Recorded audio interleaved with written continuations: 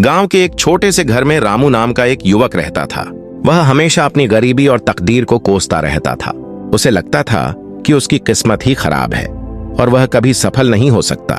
दिन भर वह दूसरों की आलोचना करता और अपने दुखों की शिकायत करता। एक दिन गांव में एक बुजुर्ग संत आए। वे हर किसी से मिलते और जीवन के गूढ़ रहस्य समझाते। रामू भी उनके पास गया और अपनी गरीबी और दुख की कहानी सुनाने लगा। संत मुस्कुराए और बोले, बेटा, दुनिया वैसी ही दिखती है जैसी तुम्हारी सोच होती है। अगर तुम अपनी सोच बदल लो तो तुम्हारा जीवन भी बदल जाएगा। रामू ने आश्चर्य से पूछा, लेकिन सोच बदलने से मेरा भाग्य कैसे बदलेगा? संत ने उसे एक शीशे का टुकड़ा दिया और कहा, इसे देखो, इसमें तुम्हें क्या दिख रहा है? रामू बोला, मुझे सिर्फ अपना चेहरा दिख रहा है।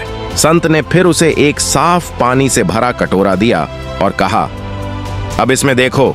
रामू ने देखा और बोला, मुझे सब कुछ साफ साफ दिख रहा है। संत मुस्कुराए और बोले, बेटा, तुम्हारी सोच वही धुंधला शीशा है जो तुम्हें सिर्फ परेशानियों और असफलताओं को दिखाती है।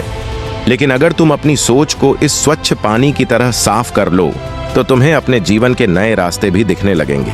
रामू को बात समझ में आ गई। उसने नकारात्मक सोच छोड़कर मेहनत करने का निश्चय किया। वह रोज नया सीखने लगा, अपने काम को लगन से करने लगा और अपनी परेशानियों को चुनौतियों की तरह देखने लगा।